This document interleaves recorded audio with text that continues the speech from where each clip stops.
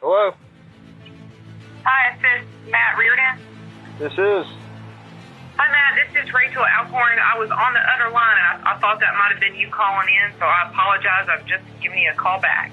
Okay. Kinda. What can I... Well, I'm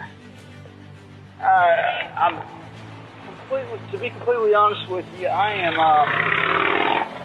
wasn't going to speak with you, Rachel, because I'm trying to figure out, honestly, what can drive somebody to make the claims that you made on this affidavit.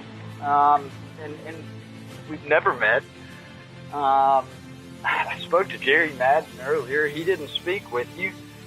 And it's a coincidence that, the second time, for the second time in a year's time, I'm sure you know, I'm in the Supreme Court.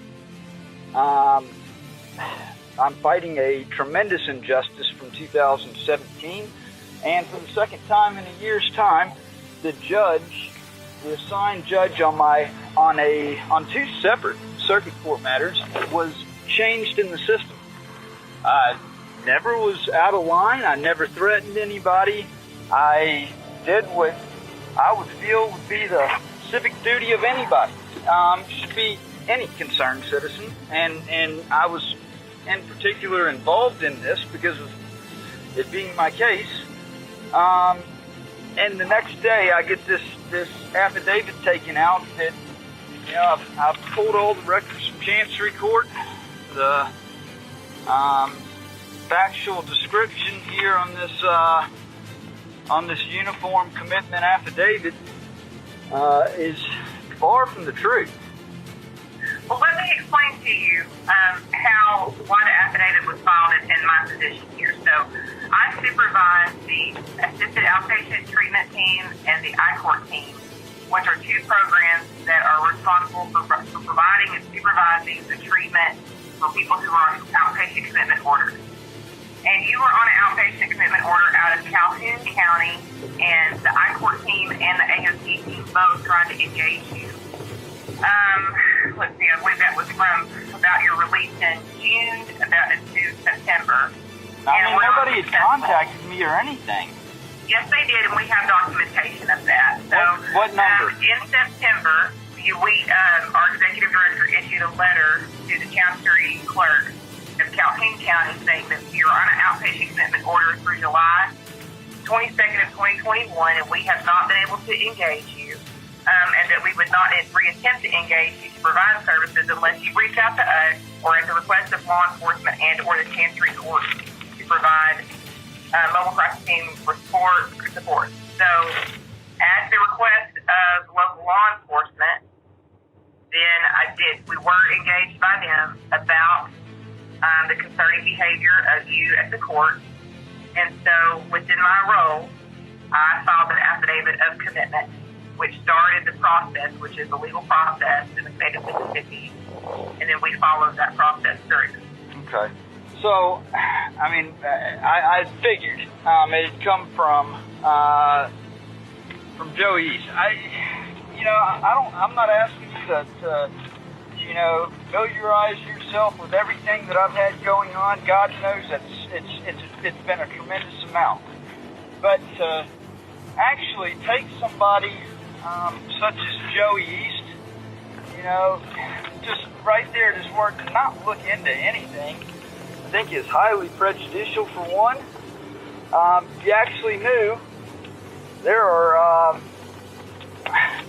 major issues that are actually involved. If you weren't already, I'm sorry, this doesn't really have anything to do with your court case, and I'm not familiar with that. But you are on an outpatient commitment order for us to provide treatment, and that's really the only issue that I had. If you were already engaged in treatment and we were able to provide treatment and provide that court ordered monitoring, then we would have more information. But going into public places and recording people is not for one, I'm a credentialed member of the press. Lafayette County multiple times has gotten a copy of my press credentials, so I'm documenting records were fraudulently changed in circuit court. There's no way that I was delusional and made that up when it's actually truly documented. Were you sent the email that I sent Jerry Madden with the link that actually shows that completely documented? I don't believe so. It's unfair to call me delusional when I've gone above and beyond to publish, to produce the proof, and this is why I do that, is so that I'm not called crazy, so that I have evidence backing up what I'm saying. And, to be completely honest with you, to call me delusional, and to not look at the actual facts and the published proof right there, makes me think that the person calling me delusional is delusional. Because you can't, the facts speak for themselves. The evidence speaks for itself. I'm producing a documentary. I've uncovered shocking things. And yes, I'll admit, they are some of the most bizarre, just uncharted, shocking things that it would be so easy to call me crazy. Had I not have had undoubtable, there's indisputable proof of it. The county is trying to cover up what they did back in 2017. It's no surprise. Joey East does not want me around here. But what I'm doing is not illegal. Granted, if I was a county official that had my hands tied in things that didn't really shed the best of light from a legality standpoint, I probably wouldn't want the person around either. But the fact of the matter is, not only am I a private citizen, but I'm a credentialed member of the press. Pressing in a non-threatening way to try to find out where the buck stopped, where the responsibility fell, and the next day, the day after, I get hauled in on a judicial commitment right in front of my own family and taken away for 2.5 weeks. I'm sorry. That is dangerous, and it chills the constitutional rights of other citizens. Matt, I really want you to understand that you're on an outpatient commitment order, which that order requires that you participate in mental health treatment. And we had already filed an affidavit of noncompliance and notified the courts that you were not in compliance with treatment. Okay. So that in itself would be enough for you to have your OPC revoked and go back to state hospital. But to say that I'm paranoid and delusional and provoking people with my minor child, where did that come? Where did provoking people with his minor child come from? That was information reported by law enforcement and community members who witnessed it. There's been one time that I've had my stepdaughter with me at Justice Court whenever I literally was getting some aerial video of the flag. She wanted me to fly the drone. The drone had a mishap and hit the ground. It was a complete overreaction by Lafayette County Sheriff's Department that brought 10 officers up there. I have done a public record request to get the body camera and officer statements of each of them. So if you can get that, good on you.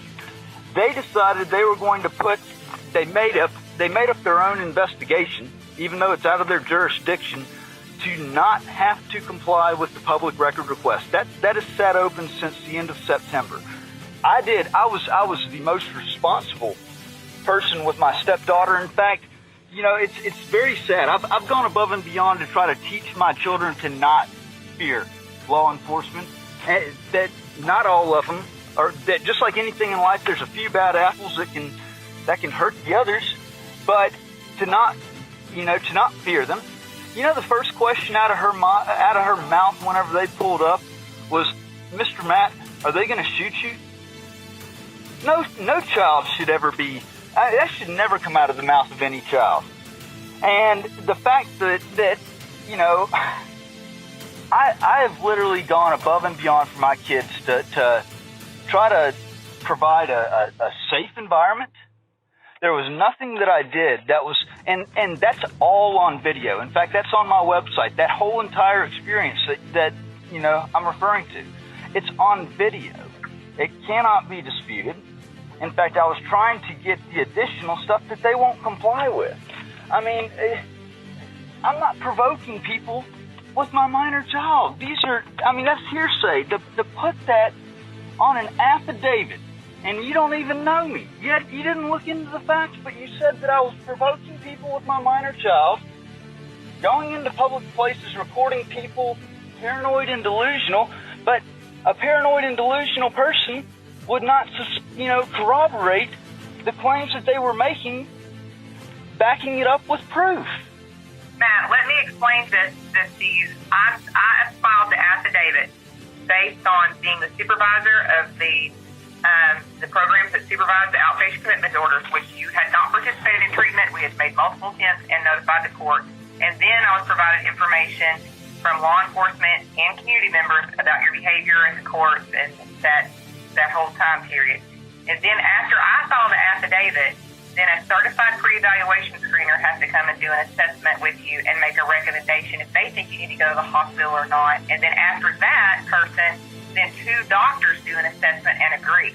So I'm only one piece in this. So it was not just me. It was me and then 3 other credentialed professionals. But they were hired by the same county that deprived me of all my rights and what I've alleged to have been a election scandal back in 2017. It's under a civil rights investigation. Do you not think that Chancery Court, the same county, that it would be in their best interest to pick and choose who it was that was assigned as my quote-unquote representation, and who was assigned as the quote-unquote special master, and who was assigned as the doctor and the nurse practitioner? Because, I'm here to tell you, I've got all that on paper. Even what they were paid. It was... I see your concerns. I do. And I wish that you had participated in your mental health treatment so that we had some history to back you up. But we don't have anything because you would never participate in treatment. So we don't have any documentation showing, hey, this guy is doing great. He is taking medication that's prescribed, or he doesn't need medication. He's participating in therapy. He's making progress in therapy. We don't have any of that because you've avoided the 2 different treatment treatments that I've tried to be able to engage you. So that would have helped you. But since you're on an outpatient commitment order and we haven't been able to engage you, we don't have any of that information to say how you're doing. But do you understand why I would have trust issues, and particularly now why I would have trust issues with your organization? I did hear what you're saying. I do. I certainly feel that way because we really just want to provide mental health treatment. Like I said, I don't know anything about your court case, and I don't want to. I intentionally stay out of stuff like that because I want to be able to provide, just mental health treatment. I want to meet the mental health needs of our clients. I don't want to get involved. But this just created issues. It just, it honest to God, it created issues because I was not off rocker crazy. I was simply, I'm an investigative reporter. I'm a credentialed member of the press. I'm having to go and do all the work of an attorney on my own case. It's very stressful. And to find a judge getting changed in the system twice over the past year, and to simply want to know who would be responsible for this? How could this happen? All that. I never once I even told Jeff Busby, the circuit clerk, I'm not trying to blame your office. I don't think it was anything to do with your office. I just need to find out, where this could have happened. And, he got highly defensive. Contacted the sheriff. The sheriff blocked me in, told me not to go back into circuit court when I never threatened anybody. I record. That's the reason why I recorded, is because I'm tired of the lies getting spread. I have to have a way of justifying, of backing myself up and proving. Lafayette County taught that to me back in 2017 with the lies that they spread. And so that's the reason why I record, and I keep a recorder on me all the time, is because, you know what? I'm tired of getting lied on, just the lies getting spread. I have to. I feel the need, and sorry, nobody should ever have to feel that way. That they have to literally all the time, to protect themselves, to be able to prove and show this and say, hey, look, this is what really happened. Nobody should ever have to feel that way.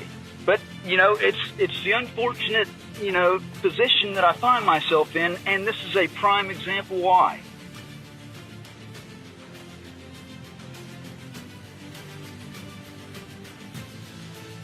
Well, what can we do to go forward? And also, I want you to know that we're not a county agency.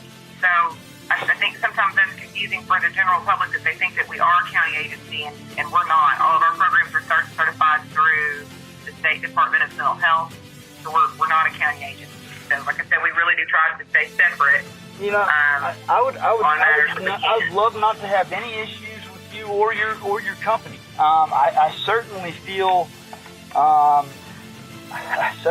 screwed over in the ordeal. I lost 2.5 weeks of time, and getting taken in front of my own family for something. My wife, she knows the truth. Like, she sees the evidence. It's on my website. I've gone above and beyond to make sure that I publish it, just to make sure that I can keep myself safe and protected. So I'm not labeled as crazy. And the county just immediately did a NCIS or NCIC report or whatever and I have good reason to believe that the reason for that is because everything's going to reverse in the Supreme Court from 2017. I've carried around a fake label of felon and stalker that the state of Mississippi and Lafayette County have known all along that I was innocent of. They charged me of a crime that literally was an impossibility for me to have committed. I had a bill of sale proving that. But they kept me deprived of all procedural due process rights for 6 weeks' time with a bond of $150,000, making sure that I couldn't get out on bond. I pled out to a crime I never committed because I had a minor child that was in Chancery Court unfairly. I needed to get her out. I sold my soul to the devil by pleading out to a crime that literally was an impossibility to have committed. It's going to reverse in the Supreme Court. Lafayette County knows that there is a tremendous dark cloud over its head. And I honestly, in looking at the papers and seeing the immediate NCIC report that was reported to bar me from any kind of firearm purchase, it's, it just further goes to show the intentions, the foul intentions of these county officials. They can't admit that they were wrong on anything. They want to continue absconding with the things that they've done and really truly harming an innocent person that was innocent since day one. It's literally been fighting for his life. They have tremendously harmed my kids from what they've done to me. I've lost 4 houses over the last 4 years, and I'm doing everything I can to stay afloat and to overturn this injustice. So, I was thinking about this, and I don't want to have to, if it was Joey, and it's not the first time, it's certainly not the second time that he's done this sort of thing. Any type of information that you were passed, I would be willing to indemnify, completely Communicare and you, if I can get all the information that was passed to you by Joey. So I can hold, by Lafayette County Sheriff's Department, so I can hold the proper ones accountable that need to be held accountable. That information is on the affidavit. The information that I reported to the Chancery Court, that's listed on the affidavit as to what the concerns were. And again, it's also, the situation was elevated because you were already on an outpatient commitment order and had been non-compliant with treatment. And because there was a history of concern, these new behaviors being reported definitely elevated the risk. And so that's why I filed the affidavit. And any information is listed on that affidavit. I mean, did he send this to you via email? Did he communicate it via phone? How was this information relayed to you? It was just told to me. It was just told to you. I mean, he came up there in person or what? This isn't about that. I mean, we followed the legal process of filing an affidavit, and then again, after that, information by law professional. But I would like to know how he reached out, and communicated this in exactly what Joey said.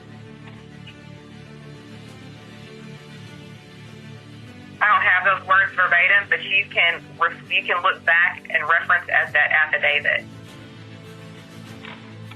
Okay. All right. Well, I want you to know that, I mean, like, I don't want this to happen again. I mean, it's so unfair. I mean, I understand that, I hadn't followed up with appointments, but I was also advised that there was a cost, and honestly, when I've lost 4 houses over the last 4 years and having to fight this tremendous injustice and having ongoing appeals in the Supreme Court, not having an attorney and having to fight these battles on my own, and literally, it cash strapping my family down to next to nothing. I mean, there's legitimate reason for. But the AOT team and the I-Court team both notified you that there would not be charges for your services. That's why we really wanted to provide you either one of those specific programs that we did offer you two different options with multiple staff trying to contact you. But my wife and I lost our house over there in Bruce, is what I'm saying. I never got notified of any of that stuff. We had lost our house in Bruce, and we had no other choice but to relocate to Lafayette County. None of that was ever communicated to me or passed along to me.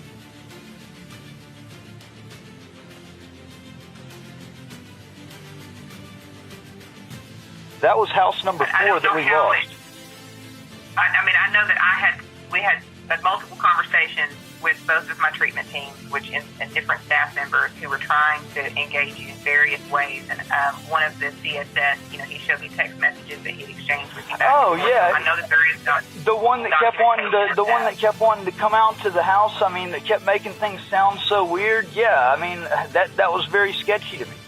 Well, again, I mean, you're talking about having difficulties coming to appointments, and that's the purpose of these programs, is trying to we want to, eliminate the barriers. So if you can't afford it, if you don't have transportation, you can't get there, scheduling issues, that's what these programs are. But no, I didn't have issues making it to the appointment. It was paying for the appointment. Nobody ever relayed that all this was going to be cost-free going forward. There was the talk about there possibly being grants out there.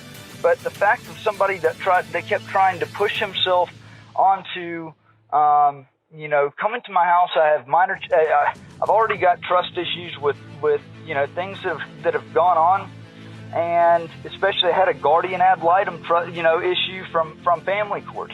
I understand that. Let me tell you something, though. I hate to interrupt you, but I really want to get to the moving forward point. I understand what you're saying, but if you wanted to comply with your court order, you would have figured the situation out. I mean, you had several people calling you, and I know that at one point it was kind of bordering on badgering you.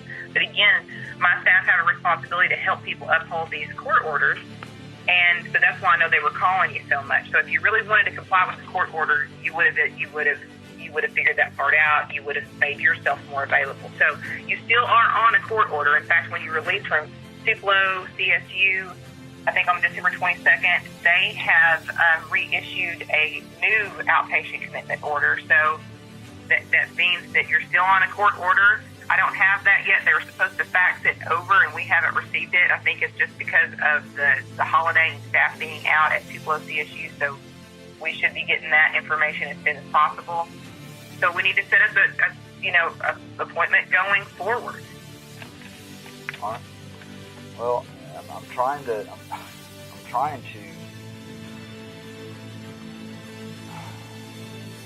I had to get this thing addressed right here. I mean, like, this is. Put yourself in my shoes. I mean, it's hard to do that.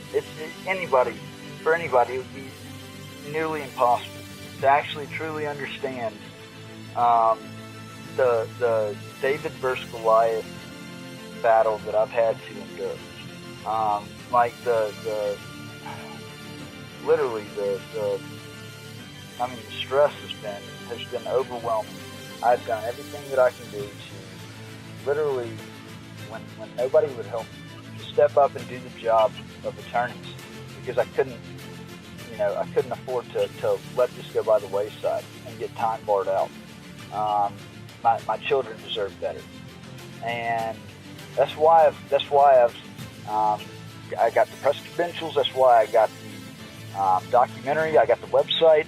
I have literally tried to go above and beyond and proving my innocence, and I've done that. I've shown extreme foul conduct, misconduct on behalf of county officials that are trying to abscond with their prior immoral and wrongful deeds that they know. I think I've handled things in a very, considering the circumstances, to literally have had to carry to have lost everything, to have had everything going, to have been on the agenda to speak out and address City Hall on the day of the election of the Oxford mayor, to have been charged with a crime that literally was an impossibility to have committed, the same day that Joey East sends an email out to the mayor and the board of aldermen seeking to change 2 city laws regarding the carrying of firearms, all because I did a constitutional display, never threatened anybody the day before. I was on the agenda to speak out at City Hall the day of Robin's election, right after Joey. They pushed through those 2 city law changes while I was in jail without so much as the consent or the knowledge of the governed. I'm a Marine Corps veteran. The things that they've done are beyond criminal.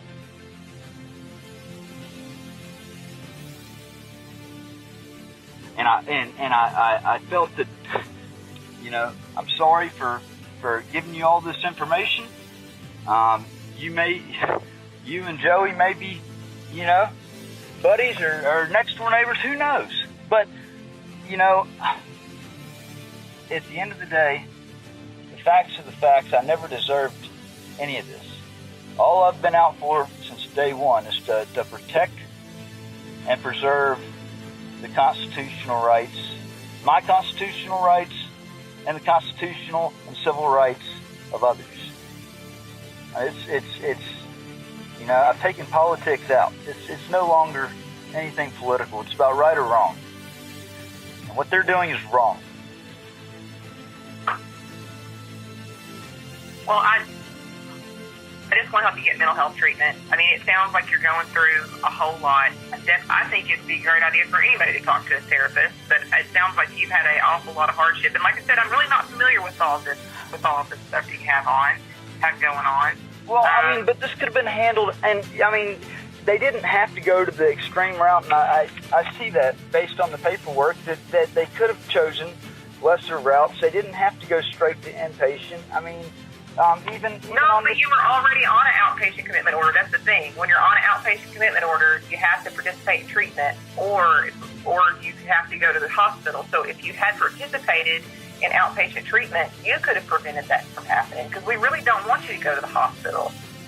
That's the goal of these programs, is to keep you out of the hospital. But if we can't find you and we make all these attempts and we notify the court, and then we're notified by law enforcement and other community members that your behavior is bizarre, and you're going to court and interviewing people and disrupting, public places of business, then it elevates the situation to where, okay, well, we've got to revoke the OPC, and then this process has to start. But that's the thing. I never disrupted their business. I never threatened anybody. I never posed any kind of harm to myself or others, as it was marked. I literally, it's a court. It's a circuit court that I had matters filed in. So to say that I was disrupting their business is now saying, okay, it's not really a court. It's a, it's a de facto corporation. It's not operating as an actual court. And that was what I found was odd about. I think you're missing my words now. And we're getting really off topic because, again, I'm only concerned about your mental health treatment and the OPC. So I've told you that you're on an OPC going forward. And so will you please participate in treatment this time, because we would really love to be able to provide treatment that you need, and maybe this whole situation could be prevented in the future. Yeah, I just want an understanding that some of these things, that I'm not a delusional person. I'm not a, it would be one thing if I didn't back it up with evidence. And that's why I said, I mean, if you're going to call me delusional, at least, familiarize yourself with what all's going on and look at the evidence to see that I'm not.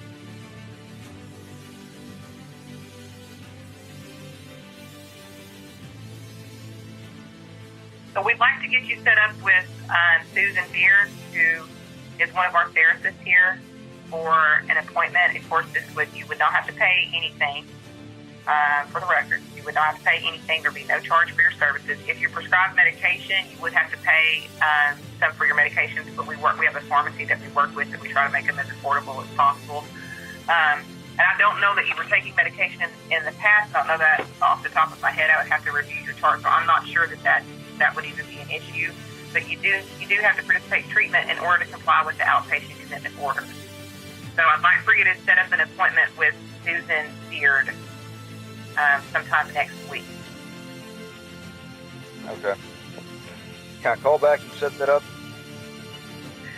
You can, but I do want to say that this is what was happening before when the AOT and I-Court teams would try to schedule with you, is that just kind of beat around the bush a little bit, and then when it came to actually setting an appointment, that wouldn't happen. And so that's why you were in non-compliance. And again, we don't want you to go to the hospital. We would love to say you have been participating in treatment, you've been making progress. We would love to be able to provide that feedback about your court order, so that in a year when it's up, we can say, no, he doesn't need this court order anymore. He's good to go. He's completed all of his treatment. So that part's on you. We can do a lot to bring it to you, but you have got to buy into it. So are you going to call back next week to schedule an appointment with Susan? I will. Like I said, there are a lot of things that I find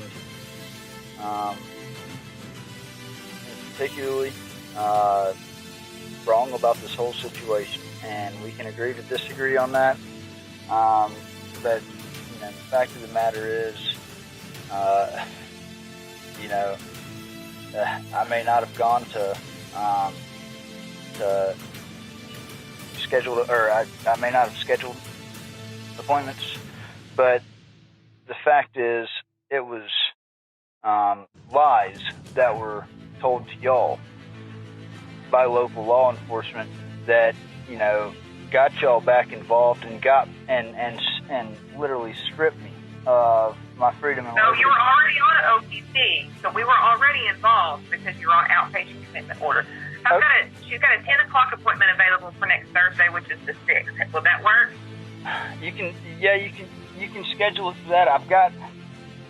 I know that my wife is pregnant. We've got appointments, and it made it extremely hard for her whenever all this stuff happens. But I know you said I was on an OPC, but you also said that y'all had turned in a notice saying that y'all were going to back off, or y'all weren't going to reach out anymore. Therefore, I mean, I don't. They reissued it after this hospitalization, which is common practice. They do that a lot. Right. This hospitalization I'm saying this hospitalization shouldn't have happened, and it's the direct fault of Lafayette County Sheriff's Department.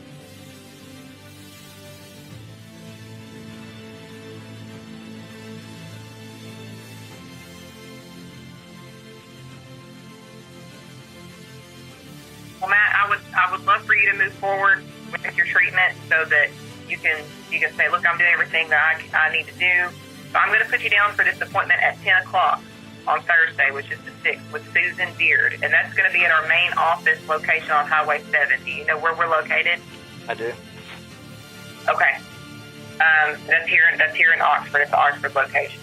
Is that okay? Yeah. Okay.